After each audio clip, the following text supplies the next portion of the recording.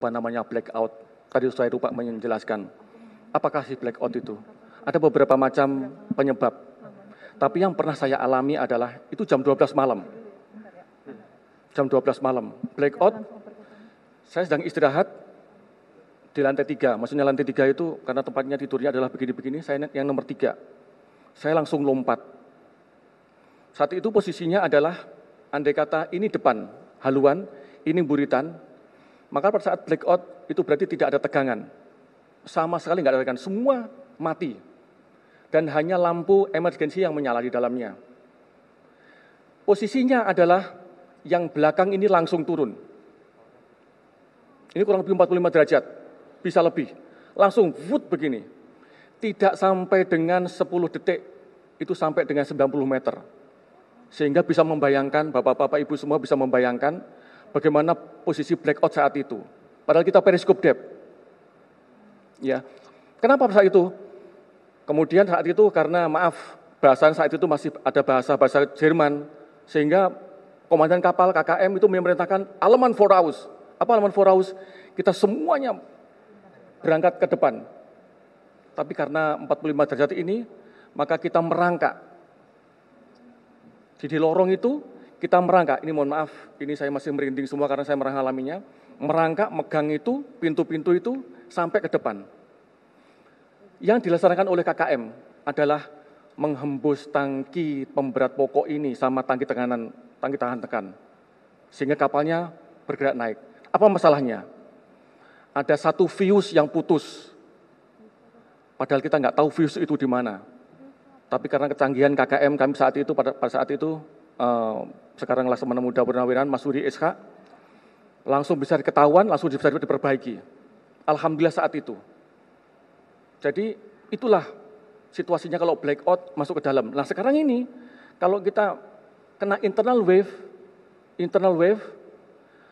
maka itu adalah keadaan alam. Keadaan alam berarti kalau sudah terbawa sama arus, begini, apa yang dapat kita laksanakan? Nggak ada yang mampu tuh bisa untuk menggunakan keselamatan apapun, nggak bisa. Ingat, dayanya adalah 2 juta sampai dengan 4 juta kubik. Mampukah untuk melawan itu? Mampukah? Kalau begini, bagaimana posisi personilnya kita? Apakah dia masih tempatnya masing-masing? Ingat saat itu mereka masih terjaga semua. Jam 3.30 itu posisi mereka masih di pos tempur masing-masing. Maaf ini sangat saya menggebu-gebu karena saya merasakan bagaimana saya nggak mau istilah anak buah saya digini-ginikan karena kesalahan mereka tidak mau saya. Ingat 3.30 mereka masih di pos tempurnya masing-masing karena kapalnya masih posisi persiapan menyelam untuk penembakan. Belum nembak kapalnya. Belum nembak. Jadi masih di posisinya masing-masing. Dia masih di tempat ruang torpedo, dia masih di tempatnya di PIT-nya, pos tempurnya, masih di kemudinya, di ruang mesin. Kalau dia sudah bergerak begini, bagaimana posisi anak-anak ini? Gelundung semua, Pak. Gelundung semua, semuanya pasti akan terbawa sini.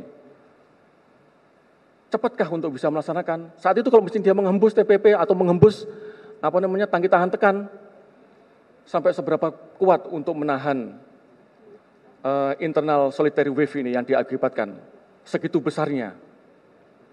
Nah ini mungkin bisa dilihat kembali nanti bagaimananya sehingga kita bisa, inilah yang kemungkinan besar bahwa terjadinya seperti demikian sehingga memberikan gambaran kepada rekan-rekan wartawan juga yang mungkin yang melihat ini bahwa sebenarnya itulah kondisinya. Saya bisa merasakan bagaimana yang adik-adik kami rasakan semuanya karena saya juga pernah merasakan bagaimana yang namanya jatuh. Ingat kalau 800 meter itu berarti tidak sampai dengan 1 menit kalau mesinnya itu langsung turun ke bawah. Kedalamannya ini adalah untuk internal wave ini 180-an meter. Bus begini kalau udah masuk semuanya nggak ada tegangan yang tinggi, nggak ada tegangan untuk menjalankan kapal, maka dia akan terus turun ke bawah. Saya nggak bisa dibayangkan. Saya pun tidak mau bicara lebih jauh ke situ karena saya bisa